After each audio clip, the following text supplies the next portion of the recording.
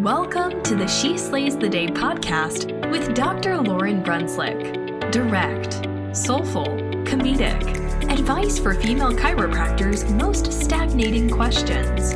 Let's talk business, marriage and relationships, momming, and self-development. Here's your host, Dr. Lauryn Brunslick. Okay, this is episode 4 of She Slays the Day podcast. You guys, I take it back. In episode 1, I said this is going to suck. I don't think it's going to suck. I don't know. Now that I said that, I freaking jinxed it. But I really think that you ladies are amazing. I guess I shouldn't discriminate, guys and girls listening. You've really, really leaned into this. And it's been awesome. The questions we're getting, the feedback we're getting, it's so cool. So today is my favorite one we've recorded so far. Okay, we've only recorded like 6 or 7. So, this is not saying a ton, but it's really, really good. I swear. And it's with one of my besties. So I've talked about on social media, the importance of having like your inner 5 people that you turn to. And she is totally one of the inner 5 people that I will call in crisis mode. I'm like, is this the right thing? And it's funny because the last time I did it last week, I actually said like, okay, so before you give me advice, let me preface this by saying I've already done it. I just need your help figuring out how to move forward. Because the first couple times I would reach out to her, she'd be like, ooh, I don't know that that's a good idea. And I'd be like, it's too late. I already did it. Help me get out. Okay. So Krysti Wick, she's awesome. You're going to just get so much out of this conversation and back and forth with us. I really love it. So before we start, we are going to read a review. This is from Dre Jensen, DC. I like to think of her as Dr. Dre. Oh, maybe it's Dr. EJ? I don't know. Dr. Dre, that's who left the review. Dr. Lauryn is real and raw and doesn't sugarcoat anything. She's clearly a very successful chiropractor. I'm flipping my hair, who has a heart to help other women chiropractors. I get excited for each next episode. Thank you. And she left us 2 stars. No, just kidding. It's 5 stars. We don't read the 2-star reviews. You guys crazy? So keep those reviews coming in because they're fun to read and we like sharing them. And if you get something out of this episode, please screenshot it, share it on your social media, keep kind of the campaign going, spread the awareness, tag someone who you think would benefit from hearing this. And yeah, here we go. Episode 4. Okay, so we are going to open up in prayer just like we normally do. Again, this is 30-second little, really more for me and for people listening. This ain't your thing. Fast forward 30 seconds. No problem. So dear God, thank you so much for the wisdom that today's question, I am in process and working on myself, and that I needed help on today's question. And so this is a guest question. Thanks for the people that you have brought into my life, like-minded women, drivers, valued women to help with this, because this is so common in not just chiropractic, but all throughout. And so thank you, and be in the ears of everyone listening. Maybe for those driver or alpha personalities or whatever kind of labels we like to put on them, maybe they haven't had this question yet. And so it's kind of a mind blower. So be with them, give them the path forward and help them find their next steps and their people to help them through. So, amen. So the original question is from Danielle. And she said, Dear Lauryn, I'm in need of consistent motivation to keep pushing for more and not get complacent with what I've already accomplished. And so when I got this question initially, I was like, sweet, I got this. I'm going to drop some truth bombs on Danielle. It's going to be great. And then like we normally do, or a lot of times we'll ask for a little more follow-up from the person. And so in the meantime, while I'm waiting for the follow-up, I reach out to Krysti and Krysti Wick, who's our guest today. And I'm like, hey, I would love you to help me answer this question. I think it's going to be really easy. So then we have this time scheduled and I get the more information. And so this is more information from Danielle. She goes, when I'm doing well enough, but my vision always is nudging me to strive for more, there can be a subtle internal struggle to be thankful for what I have and just coast. because the thought of working towards something more is sometimes exhausting. How can I find a daily or weekly motivational reminder that enough is not going to cut it for me? Because deep down, I know that if I'm not consistently improving, if I've become stagnant, I am no longer growing as a human being. And so when I got that little part, I was like, oh, hallelujah. Thank God that I have Krysti on. So I'll introduce Dr. Krysti and we will jump into this. So Dr. Krysti Wick is legitimately one of my favorite female chiropractors in the world. And I don't say that lightly because I legit have, I've told Krysti this, I have 5 female chiros who I surround myself with and ask, and like, these are my chicks. And so now like all of my female chiro friends who are listening are like, wait, am I one of them? Yes, sure you are. But for real, Krysti is one of them. She owns the Illuminated Squad, which is a coaching program focused on personal practice and team growth. TheIlluminatedSquad.com for more information on that. And how perfect that she's here helping us answer this today. As we talk, just a heads up, you're going to pick up that we're very close.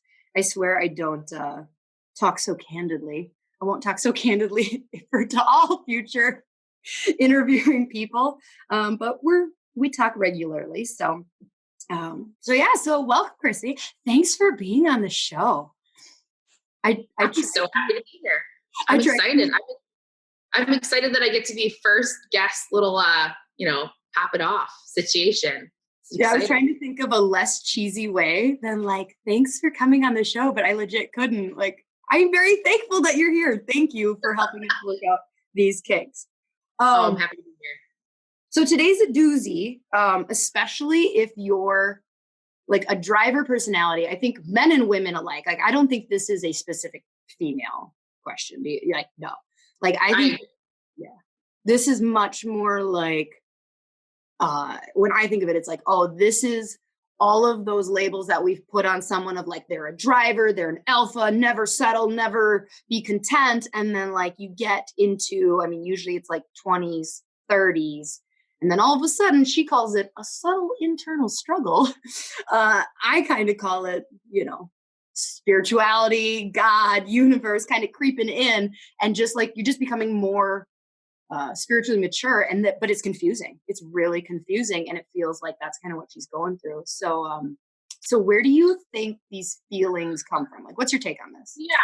Yeah. I mean, I think the first thing we have to ask ourselves, and I love that you're reaching back out and asking for more depth on a question, because first, for everyone listening, I think when you ask these really broad questions without diving a little deeper, it's hard to figure out where they're coming from. So it's definitely when Lauryn does this and she's asking for more depth, listen to that on each episode, because it gives you more of a perspective of where it's coming from. And there's some key words that Danielle used that I think are going to be really helpful in breaking this down for anyone else that's listening. So first, she kind of describes it as very black and white. Like, you are either striving and pushing for more, or you are complacent and stagnant. Mm-hmm. And I just it's so far from the truth in life, but it can feel that way. Like, there's so many people that can make it feel that way. So I think the first thing we have to really just dissect for her is striving for more and not being thankful for what you have.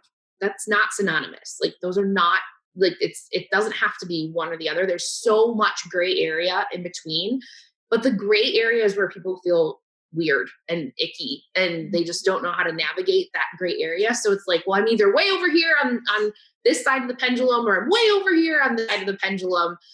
Because even, thinking about being thankful for what you have and coasting, also not synonymous. So, there's so many people that have a system or, something in play that they're using for motivation to grow their business, to grow their life, whatever it is, but they still have massive daily gratitude practices, and they still are super thankful for everything they have. And if you would ask them, I guarantee that they'd be like, if I didn't reach those goals, I still would know how to be super thankful for everything that's already happened in my life. So I think the first thing for Danielle and for anyone else that's listening, and this is a common affliction, you have to ask yourself, what about the gray area is uncomfortable for you? So why is it one or the other? And if the universe continues to throw up these red flags that striving for more is exhausting, the gray area might be uncomfortable because you don't know if the whole more that you're striving for is the right more. Like maybe you're not going towards something that's actually what you want. Maybe you have a really specific thing in your brain of what you think your life should look like, or you're modeling it after something else that you've seen. And the universe is giving you fantastic signs to say, this might be what you think you want, but is it really attached to a why or something deep for you? And I think a lot of people get uncomfortable in the gray area because they haven't spent enough time really asking themselves what they want and what that's going to mean to them. And so they just feel like they need to kind of check some boxes, or, like she put, strive for more, because that's what you're supposed to do in life. Where, that might not necessarily be as fulfilling as she would like it to be. So yeah. I think she just has to break down those sides and figure out what about being in the middle at times is uncomfortable. Yeah. I mean, I know for me, like, damn, I'm so glad I had you on, because I'm like, oh shit. Yes, that is totally, so that gray area is exactly so I feel like my pendulum about a year and a half ago was like way over in this, like, crushing goals, like taking names, just like, accomplishing stuff. That's how I became what I am and blah, blah, blah. And then like the little guy inside started to like go, well, what does it profit a man to gain the world and lose his soul? And I'm like, so then I kind of like pendulum, huge swing over here of like, now I want nothing and I'm going to give all of my money away. And I remember somebody literally said, like, I don't know, maybe you're going to be like a Buddhist monk. And I was like, maybe I will. I don't know. And so then, that was another pendulum swing, right? Like, so it was like, obviously just God had given me certain driver and talents and things like that. And so he didn't want me to be over there either. And that wasn't natural for me. So then it kind of like swung into this gray area, which is so freaking uncomfortable because I don't know what to do. Like when I feel like with the ditch on each side of the roads or the pendulum on each side, there's like, when you have an extreme, it's very almost like caricature of like, well, this is what that person would do. When it's like, when you have in your mind an idea of like what, the Brendon Burchards and the Tony Robbins and the Rachel Hollises, you're like, what would they do? Well, they would get up at 5 a.m. and they would never stop. And like, we're just so like, and you, like you said, like, that's not actually probably what they do, but we create this caricature of a driver and successful person. And so it's easy to go there. But then on the other side, we've got this caricature of like Jesus or Buddha. And we're like, well, what would they do? Well, they wouldn't care about how much money they brought in. And they wouldn't care about how many Instagram likes. And in between, it's like, who are those examples? And the big reason that, I like what you said, like these are the steps to figure out your gray area. And why I think so many people don't do what you recommended is fear that when they actually stop to think about, like, is what I'm going for congruent with my vision or this or that, it almost freaks them out that they may have wasted some time. Or, like people are just implicitly, is that the word? More innately afraid of change. And so it's like, well, I don't want to stop and question my values and what I'm going for or whether that's actually good, because shoot, what if I wasted the last 4 years and I'm afraid to acknowledge like, oh shoot, maybe I've been driving towards the wrong thing. Mm-hmm. And that's, I think that wasted time is so, like, people are so afraid to be wrong is what I just heard you say is they're afraid to be wrong, especially with their life, right? They don't want to, what if I have to admit to myself and to everyone else, everyone just sees that I said I wanted this thing. I drove really hard towards it. And now I look around and it's not at all what I wanted. And so they're afraid of wasting that time. But I would just have them ask themselves, like, what type of emotional depth are they wasting by not doing that? Like, they're literally putting all of their aspirations and potential pivot moments that could be the best things of their lives in a box because they're worried about wasting time, or they're worried about the world seeing or them admitting that they went down a wrong path. And that's just not the way life works. If you didn't go down wrong paths, you wouldn't be human.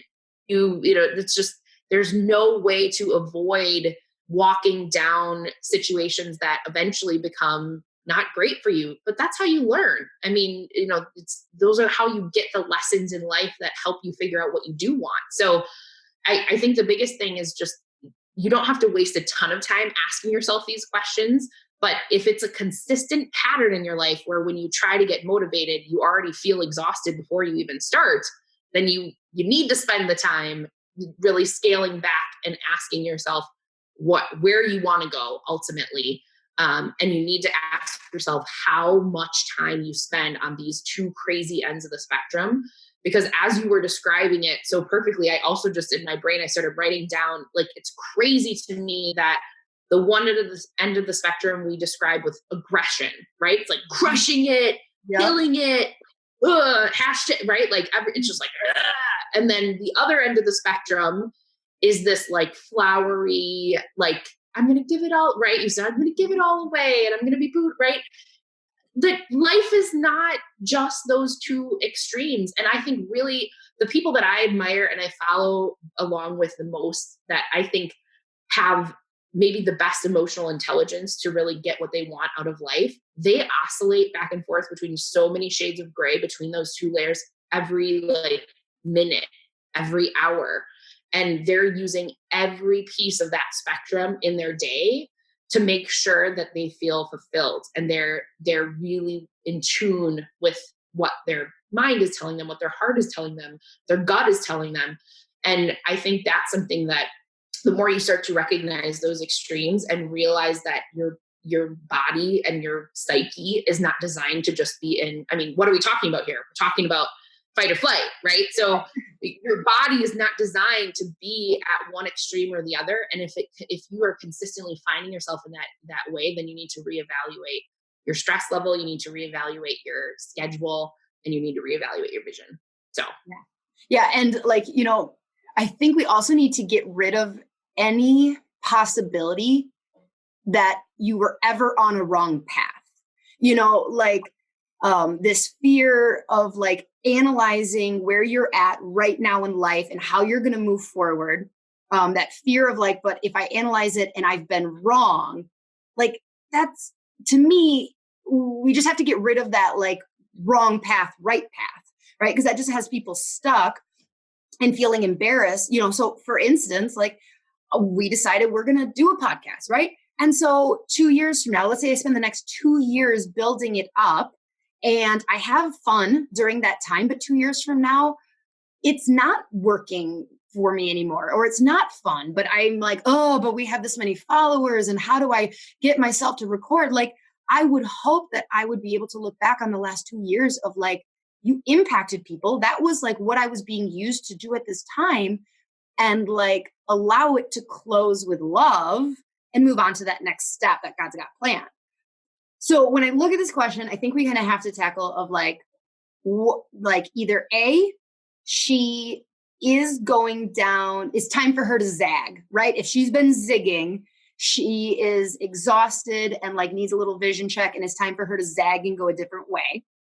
And then after that, we can kind of break down like, no, maybe when she goes through kind of like your checklist, she is on the right course. Then kind of like that, like knowing you're in alignment with your purpose and mission, then how we do that. So let's start with like, how would you handle somebody who, a woman you're talking to, that they're on a path that is no longer working for them? And you're kind of like, as you're hearing her talk, you're like, this doesn't seem in alignment with your vision and goals. Like, what kind of process do you walk her through and like recommend for like pretty much just dropping the dead weight and saying, bye, thanks for serving me, but no longer? Yeah. I think the most important thing is she has to come up with that conclusion. So, one of the biggest things that I do on a regular basis, if I'm feeling exhausted or if I'm feeling like I'm not sure that I'm putting my energy into something that is going to be part of my big plan, I start to kind of do a system check. So I ask myself, because I look at my energy as this resource, right? Like it's a pie, and there's only so many slices of the pie that can go around. And so I need to ask myself, with regard to those slices, so with my physical health, with like my mental, emotional health, my relationships, my parenting, my career, if I do a systems check on each of those pieces of the pie, so to speak, how do I feel like I'm performing right now? And do I feel like each area is as congruent as possible with my ultimate balance and goal and whatnot? And if the answer is one area is super glaring and the motivational path that I think I need to go down is not aligned with that glaring discrepancy, then I have to reevaluate. And so as a woman, if it's, to me as a coach, if it's very clear that she's going down a path that maybe isn't going to be aligned with her ultimate vision or her ultimate goals, I want her to do that systems check and maybe say like, hey, right now my physical and emotional health are like, I would rate myself a 2 out of 10, but I also have this ultimate vision and goal that I want to, quadruple my practice in the next year. She has to come to the realization that the timing may be off and she needs to actually use her energy and motivation to actually accommodate her health now so that she can still get to that ultimate vision. She's not sacrificing the vision, but she's using the motivation in a much more intelligent and energy conserving way so that she's going to be more fulfilled when she gets there. Because obviously, I mean, you've all heard this a million different ways, but if she gets, she quadruples her practice a year from now, but her mental, physical, emotional health goes from a 2 out of 10 to a 0 out of 10, like -2, that's not going to feel very fulfilling. So I think this is one of the things that I use to figure out if I am going in a direction that is congruent with my heart and every other part of my plan, is just doing that systems check. And when you find yourself running into the ground and, the whole exhaustion term that was used, you have to go back to this, because in my opinion, your true calling, what you were placed on this earth to do, should be energizing. And there's a big difference between exhausted and burnt out and just being tired because you are serving the way that you were put on this earth to serve. Mm-hmm. So I think doing that little systems check would be really helpful in this instance. And it's not a diversion if you have to address one of these areas. It's actually creating the environment that will allow you to succeed without you feeling so tired every time you're thinking of it. Yeah. Yeah. And along with that, in that systems check, it's probably a good idea to do like a values check. Like I would imagine do a systems check weekly or monthly, right? Like much more often than, yeah. But like, I think you should be rechecking in with your values, like at least once a year, probably, because the reality is that if you wrote down and determined your values, say 3 years ago, a lot changes in 3 years. Children happen, like spiritual growth happens, illnesses happen in family, like relationships. And like, there is so much change that can happen. And so, from a place of like, maybe this is a good time for you to zag in life and not keep going down this path if it's exhausting, is maybe it's not congruent with your values. And that's why it's so exhausting. And maybe when you started it, it was. And that's okay. Maybe it was the perfect timing when you started this thing. But now it feels really heavy because, like you said, your purpose should be energizing. And if it's feeling pretty heavy, there's likely something that is draining instead of energizing. So that's just what I thought on like values, because they change, right? Like, oh my God, Thank God they change. If I had the same values as I did when I was 21, like it would be very entertaining. I'm not going to lie. You'd be even more entertaining than you are now. So I'm praying they change again too. I'm like, oh Lord, help me when I'm 40. I hope I keep growing. So. No, that's what I couldn't agree with that more. And the values that I think, again, this is one of those permission things. People don't give themselves enough permission to check in with their values again and to change. Again, go back to the people are just, they think that they are one way and it is what it is. And that just couldn't be further from the truth.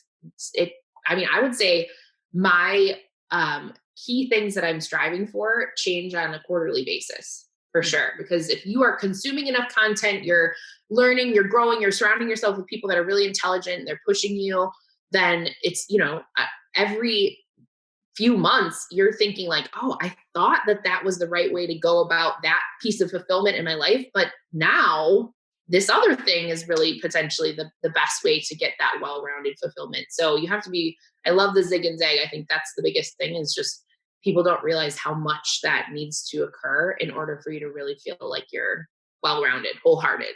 Yeah.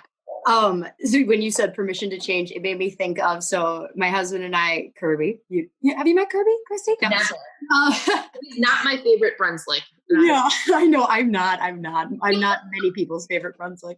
So anyway, so we're doing this parenting class right now. And we had our first week and they were talking about, 4 and 7-year-old, and our 7-year-old, I noticed that over the last year, we've been kind of doing these really small, like putting on her things, like simple things like, well, you love sushi. And she'll be like, I don't. And we're like, yes, you do. What are you talking about? You love sushi. We signed her up for a insect class this summer in like summer school.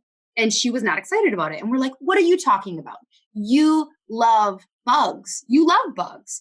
And so then we go to this first class. And one of the first things they kind of like break down is that our children will absolutely change. Like that is what we'll do. They will one day like quesadillas. And then the next week they will hate them. And that is like, we look at it as like, you're lying. You ate that quesadilla. You loved it. It means you still love quesadillas. And it's like, no. They have changed. And as parents, we have to allow space for that to happen. But then we grow into adults and we're like, no, you've used up all your change. You do not have permission to change. This is what society and your friends and family have labeled you as. So we give you permission to change, Danielle. Yeah, I love that. The whole acquired taste. You're telling me at some point I will like coffee? Is that what you're telling me? I hope. Or wine? I don't know. I believe you, I guess. I believe your life would be better if you did. Keep trying. Okay, so then let's answer this aspect of like, maybe she does the systems check and she does the values check and like everything is green light. Yes, this is still congruent with where she wants to be going. She has addressed that she's changed. All of that's taken into account. Right. Like, what kind of advice do we give her for like that then? That I think the biggest thing that she has to look at is she probably needs more help. So if realistically everything is a green light, and I would count this as probably the exception to the rule. Like I think this would happen less frequently with most people, but if it is, it's all green light. And this question still came about because she's feeling exhausted thinking about striving for this thing she really wants. Well, then she probably doesn't have enough help. And so then you need to look at, what are you spending your time doing that you could potentially have someone else do? And what percentage of your day, of your week is spent on things that only you, literally only you can do? And that is probably the answer between exhaustion and motivation, because if she can grab some people to take some things off of her plate, so now she is freeing up some of that time and energy space to work on this thing that she's really excited about, motivated towards, and is really aligned with her vision.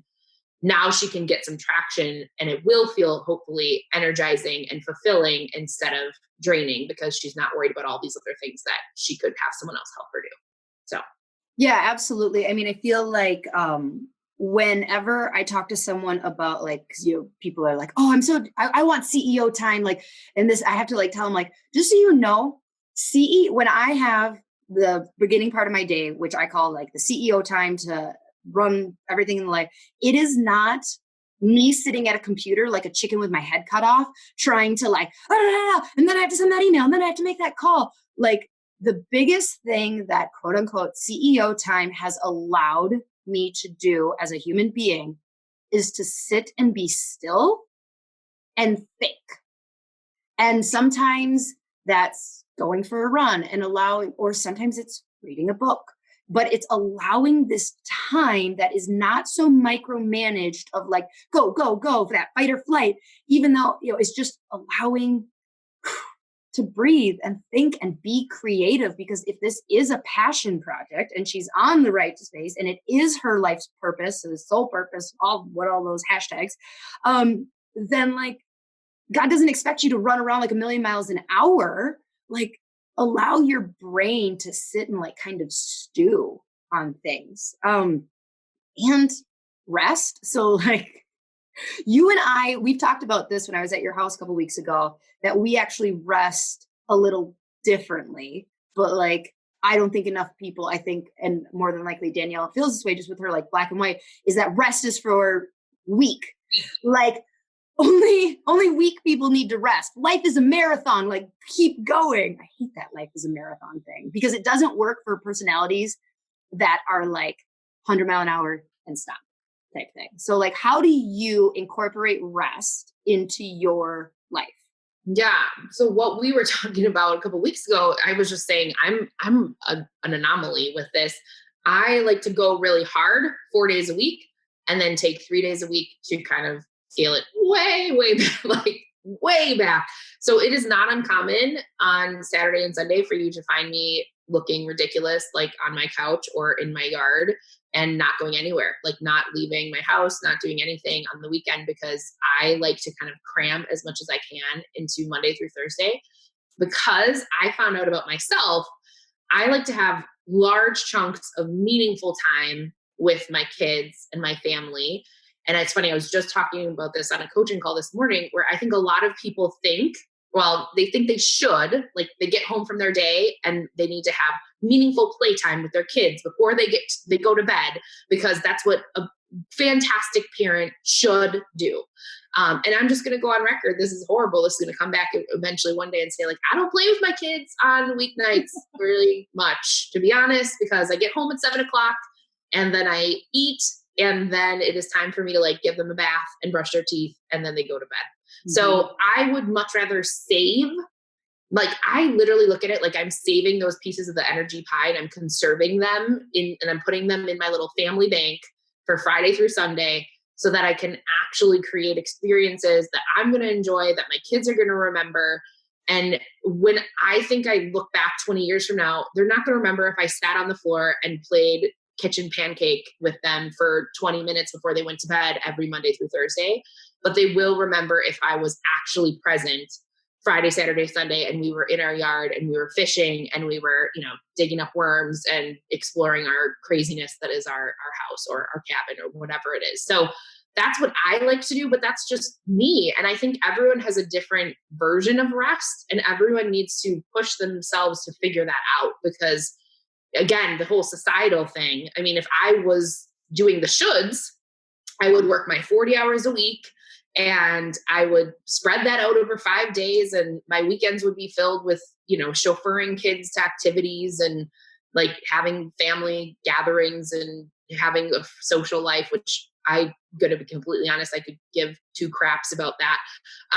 So it just, if I didn't get to a point in my life where I put the shoulds in a box and didn't care anymore, I wouldn't have figured out how to rest adequately. And this is how I do feel energized and how I do feel like I can move towards things. So yeah, I definitely think the rest is unique for each human. Well, I know for a fact you have to protect that time on the weekend though, right? Like, because even though, and so this is my biggest fear in life. No, one of my fears for Danielle is that, she might be like go 100 miles an hour during the time that she's designated as like work time. But then even during the rest time, life sneaks in, you get that email, you get that thing, and you're like, so how do you protect that time from, being taken over? Yeah. My biggest thing is I like to work. I enjoy working.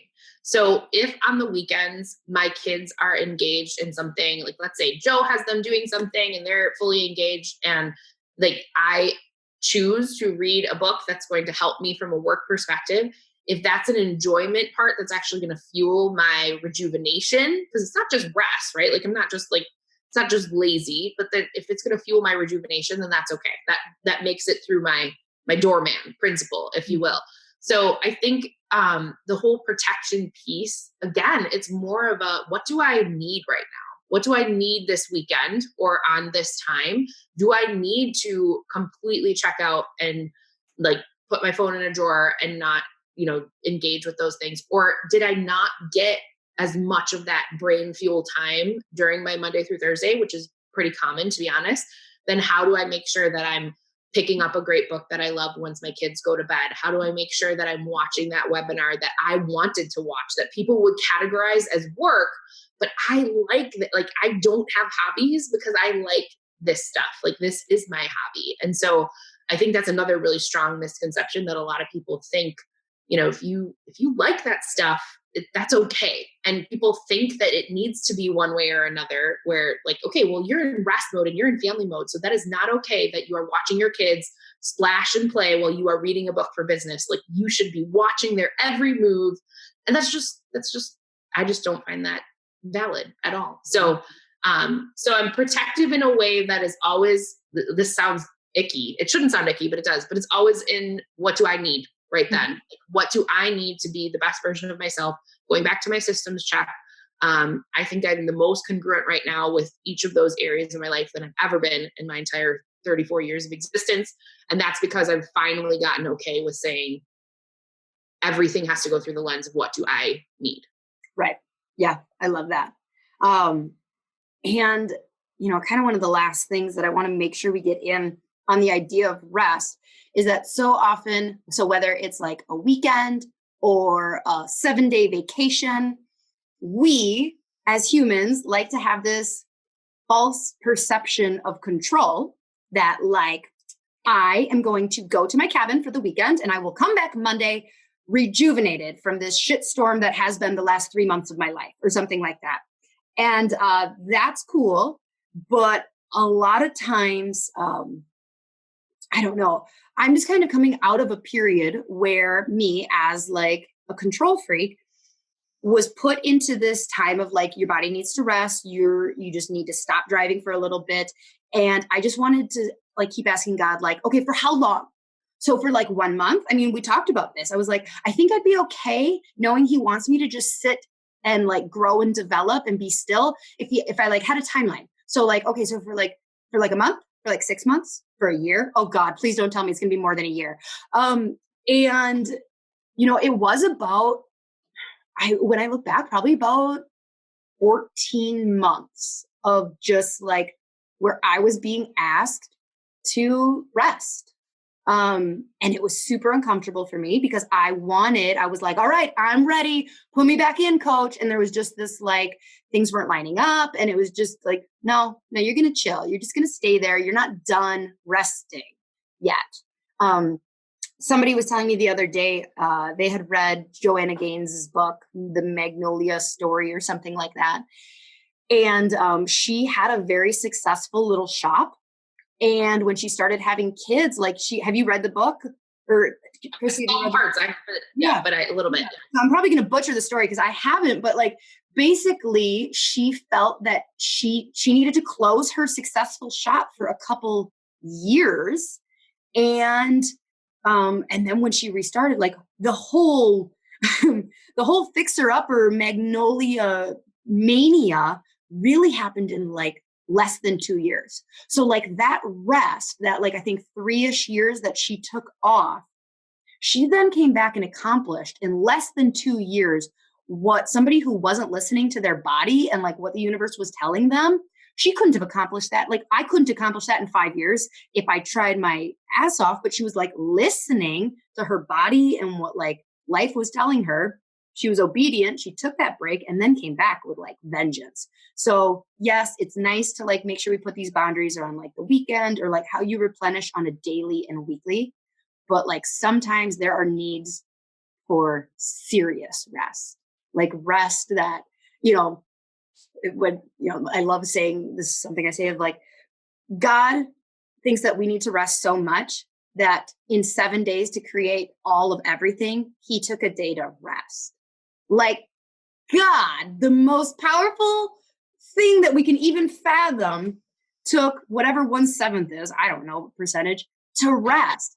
And like, so we're like, okay, so yes, 1 day is rest. Like, well, no, okay, like just to get super weird and creepy religious, but it's like, well, no, I don't actually believe it took 6 days, right? Like when we're talking about like evolution and how all this stuff came, like proportionally, that's like God saying like, and then I took about 10,000 years off, right? Like that 7th day isn't 24-hour cycle. So I just, like we said, we give you permission to change, Danielle, but we also give you permission to rest, not just on a daily basis. She wants like, what can I be doing daily and weekly? But like, if you're in alignment with your mission and your vision and your values and all of this is still like, yes, green light. I love what Krysti said, ask for help, because the further along, you know, as something grows and evolves, it becomes more complicated, and the more need for you to like delegate is so important. But then also don't be afraid to take a rest, set this down for a couple weeks, a couple months, it may be a year, and don't have fear that if it is right for you, it's going to be there for you to pick back up. And it absolutely could be, you could pick up with more momentum than you even left off. So. Well said. I agree. So Danielle, we hope that you don't hate us and that you love us and that you got something out of this. A whole nother episode, why Lauryn needs affirmation and love from people. I'll have you back on for that one, Krysti. Thank you so much. And yeah, I will be seeing you very soon in a couple weeks. Danielle, write in and tell us how we did. Give us some feedback, you know, if you kind of went through some of these exercises, how it helped. Just so we can continue to be the best podcast for you guys right now. All right, ladies, until next week. Bye.